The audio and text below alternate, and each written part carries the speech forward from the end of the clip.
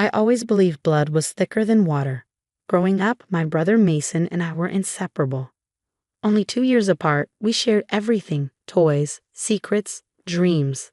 Our parents raised us to believe family always came first, no matter what.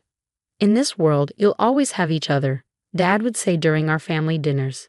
Mom would nod in agreement, her eyes filled with pride as she watched us. I'm Eliza Carter, 32 years old, and until last year, I thought I knew what family meant. The headache started small, just occasional twinges that I blamed on stress from my job as an architectural designer. Then came the fatigue, the unexplained weight loss, and finally, the day I collapsed during a client presentation. The diagnosis hit like a thunderbolt. IgA nephropathy, my kidneys were failing. You'll need dialysis immediately, my nephrologist, Dr. Winters, explained gently, and eventually, a transplant. The next few months became a blur of hospital visits, dialysis sessions 3 times a week, and a steadily declining quality of life. My design firm put me on medical leave, and my savings began to dwindle under the weight of medical bills not covered by insurance. Through it all, my parents were my rocks. Mom moved temporarily into my apartment to help care for me, while Dad drove 2 hours each way, 3 times a week, to sit with me during dialysis. Have you told Mason? Mom asked one evening as she changed my bedsheets while I rested, exhausted from another dialysis session. I hadn't. Mason had moved to Chicago 5 years ago to start his tech company, and we'd grown apart. Our conversations had dwindled to obligatory holiday calls and the occasional text message. Still, he was my brother. I'll call him tonight, I promised. Mason answered on the 4th ring. Liz, this is a surprise. Everything okay? I took a deep breath and explained my situation. There was silence on the other end.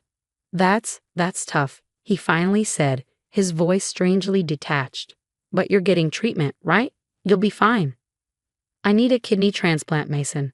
The waiting list is years long unless I find a direct donor. Another pause. What are you saying? I'm not asking you to donate, I clarified quickly, though the thought had crossed my mind. I just wanted you to know what's happening. Maybe you could come visit sometime. It's been hard. Yeah, of course. I mean, things are crazy here with the company. We're in the middle of a funding round, and I barely have time to sleep, but I'll try to make it out there soon. He never came. The weeks turned into months.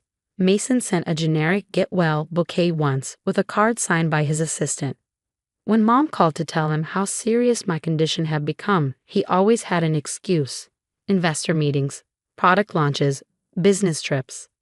Then Dr. Winters delivered the news that changed everything. We've checked your family members for compatibility, she said during one of my appointments. Your brother is a match, Eliza. Hope fluttered in my chest. That's great news, right? Dr. Winters nodded cautiously. Yes, but we haven't been able to reach him directly to discuss donation. We've left several messages. That night, I called Mason myself. The hospital's been trying to reach you, I said without preamble when he answered. You're a match, Mason. A match for what? He asked, though I could tell from his voice he already knew. For a kidney donation. You could save my life. The silence stretched so long, I thought we'd been disconnected. I can't do that, Liz, he finally said. I'm sorry. I felt like I'd been slapped. What do you mean we can't? My company is at a critical juncture. The recovery time alone would tank everything I've built. There are hundreds of people depending on me. And I'm depending on you to help me live, I whispered. There are other donors, other options, he said dismissively. I just can't risk everything right now. Maybe in a year or 2. The doctors say I don't have a year. I cut in, my voice breaking. Mason, please. I'm sorry, Liz, I truly am. But I just can't.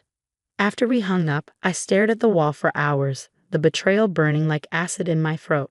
When Mom found me the next morning, still sitting in the same spot, she knew something was wrong. He said no, I told her, my voice hollow. He won't do it. The look of shock and disappointment on my mother's face mirrored my own feelings. Dad was less restrained. That's selfish, ungrateful, he started, pacing my small living room. After everything we've done for him, his own sister. My parents called Mason themselves that night. I could hear Dad's raised voice from my bedroom, Mom's tearful pleas. It made no difference. Mason's decision was final. 2 weeks later, a miracle happened. An anonymous donor was found through the hospital's paired exchange program.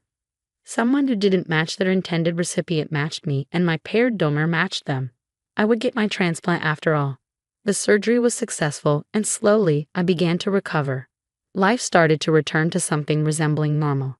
I went back to work part-time, began rebuilding my strength, and tried to move past Mason's betrayal. 6 months after my transplant, I received an unexpected call. "Liz, it's me." Mason's voice sounded different, strained, desperate. "I need to talk to you. It's important." Despite everything, curiosity got the better of me. "I'm listening." "My company's in trouble. Our main product had a fatal flaw that we didn't catch before launch. There's a class action lawsuit, and investors are pulling out." He took a shaky breath. "I'm on the verge of losing everything." "I'm sorry to hear that," I said, surprised to find I actually meant it. Whatever he'd done, I didn't wish ruin upon him. "The thing is," he continued, his voice brightening slightly, "there's a way to save it. A new investor is willing to step in, but they want co-investors to show confidence in the company's future. I need to raise $250,000 to secure their backing." I nearly laughed. "And you're calling me for this?"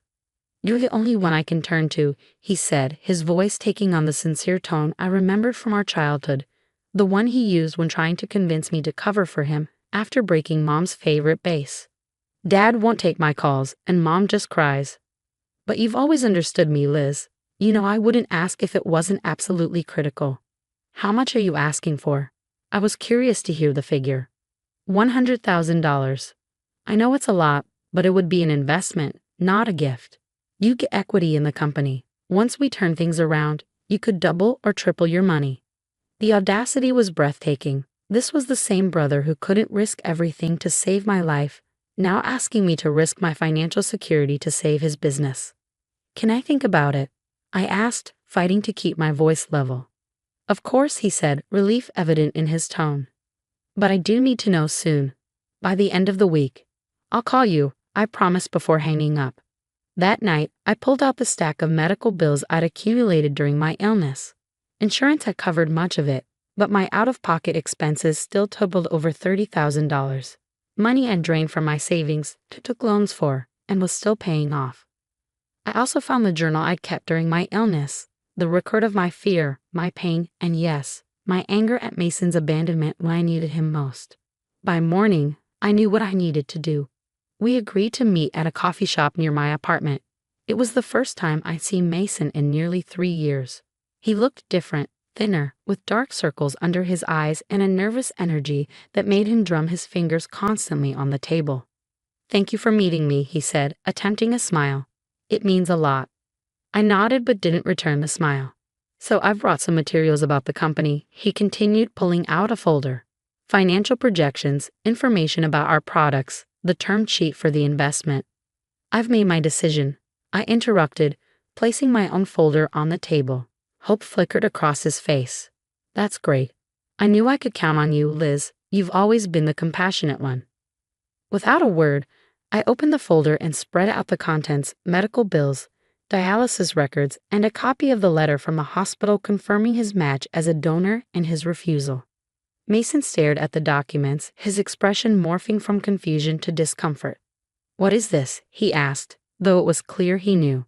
"This is what it cost me when you couldn't risk everything for my life," I said calmly. "This is what I had to face alone while you were busy building your precious company." "Liz, that was different," he began, lowering his voice as a nearby patron glanced our way. "That was a medical decision. This is business." "No, Mason," I cut him off. "That was a family decision. You chose your business over my life. And now you want me to choose your business over my financial security?" He had the grace to look ashamed, at least momentarily. "I know how it looks, but I'm desperate here. Everything I've worked for is about to collapse. And when I was desperate, when doctors told me I might die without a transplant, I kept my voice steady, though my hands trembled slightly under the table. Where was your desperation then?" "That's not fair," he protested weakly. "Fair?" I nearly laughed. Was it fair when I had to face my mortality alone while my brother was too busy for even a phone call? Was it fair when Mom had to quit her job to care for me because you wouldn't even visit?" Mason's eyes darted around the coffee shop, clearly uncomfortable with the direction of our conversation. Look, I made a mistake, okay? I should have been there for you. But punishing me now won't change the past. This isn't punishment, I said, gathering the medical documents and returning them to the folder. This is consequence. You showed me exactly where I stand in your list of priorities. Now I'm showing you where you stand in mine. I stood up, slinging my bag over my shoulder. I won't be investing in your company, Mason, and honestly, I'm not sure I want to invest in our relationship either. His face darkened. So that's it. You're just going to walk away when I need you. The irony of his question wasn't lost on me. Funny how that feels, isn't it? As I turned to leave, he called after me. Dad was right about you, always so self-righteous, holding grudges. This is why I stayed away. I froze, turning back slowly. What did you just say? Mason seemed to realize his mistake immediately, his face flushing. Nothing. Forget it. No, I stepped back to the table, lowering my voice. What did Dad say about me? Mason sighed, running a hand through his hair. It was nothing, just something he said years ago when we were arguing about me moving to Chicago. He said you always had to be the perfect child, that you held everyone to impossible standards. The revelation stung, but I pushed past it. And that's why you couldn't spare a kidney for your dying sister. Because I'm self-righteous. It wasn't like that, he muttered. Then what was it like, Mason? Help me understand why my own brother left me to die. The raw honesty of my question seemed to penetrate his defenses. For a moment, the corporate facade dropped, and I saw a glimpse of the brother I'd grown up with. I was scared, he admitted quietly. The company was already having problems. But more than that, I was terrified of the surgery, of what might happen to me. He looked down at his hands. It was easier to hide behind work than admit I was a coward. His confession should have moved me, perhaps even led to reconciliation. Instead, it just confirmed what I already knew. When it mattered most, Mason would always choose himself. Goodbye, Mason, I said finally. I hope you find your investor. This time, he didn't try to stop me as I walked away. News of our confrontation spread quickly through the family. Mom called that evening, her voice heavy with disappointment, not in me, but in the situation. He's still your brother, she said softly. Despite everything. I know, I acknowledge. But knowing we're related by blood doesn't change the fact that when I needed him most, he wasn't there. People make mistakes, Eliza, sometimes terrible ones. This wasn't a mistake, Mom. It was a choice. Multiple choices made day after day for months. She sighed deeply. Your father and I are caught in the middle here. No, you're not, I corrected gently. You were there for me every step of the way. You've already chosen, and Mason knows it. The family splintered in the aftermath. Some relatives sided with Mason, arguing that donating an organ was a personal choice no one should be pressured into. Others stood firmly with me, outraged by his abandonment during my illness and his subsequent audacity in asking for money. Dad, surprisingly, tried to mediate. You're both my children, he told me during a tense dinner. I can't choose between you. You don't have to choose, I assured him. I'm not asking anyone to cut Mason off. I'm just choosing to protect myself from someone who's proven they won't be there when it matters. 3 months later, I received a small package in the mail. Inside was a check for $30,000 and a handwritten note from Mason. Liz, this doesn't begin to repay what I owe you, but it's a start. The company's gone. Bankruptcy was finalized last week. Turns out I couldn't save it even with the investor's help. I'm moving back home next month. Got a job at Davis Tech downtown. It's not what I dreamed of, but it's something. I know I don't deserve your forgiveness. I'm not even asking for it, but I am asking for a chance to show you that I've changed, that I can be the brother you deserved all along. If you're willing, I'd like to meet. Your terms, your place, your time. Either way, this money is yours. This wasn't a mistake, Mom. It was a choice. Multiple choices made day after day for months. She sighed deeply. Your father and I are caught in the middle here. No, you're not, I corrected gently. You were there for me every step of the way. You've already chosen, and Mason knows it. The family splintered in the aftermath. Some relatives sided with Mason, arguing that donating an organ was a personal choice no one should be pressured into. Others stood firmly with me, outraged by his abandonment during my illness and his subsequent audacity in asking for money. Dad, surprisingly, tried to mediate. You're both my children, he told me during a tense dinner. I can't choose between you. You don't have to choose, I assured him. I'm not asking anyone to cut Mason off. I'm just choosing to protect myself from someone who's proven they won't be there when it matters. 3 months later, I received a small package in the mail. Inside was a check for $30,000 and a handwritten note from Mason. Liz, this doesn't begin to repay what I owe you, but it's a start. The company's gone. Bankruptcy was finalized last week. Turns out I couldn't save it even with the investors' help. I'm moving back home next month. Got a job at Davis Tech downtown. It's not what I dreamed of, but it's something. I know I don't deserve your forgiveness. I'm not even asking for it, but I am asking for a chance to show you that I've changed, that I can be the brother you deserved all along. If you're willing, I'd like to meet. Your terms, your place, your time. Either way, this money is yours. It covers your medical bills, but it can't cover my absence when you needed me. Nothing can. Mason. I stared at the check for a long time, emotions warring within me.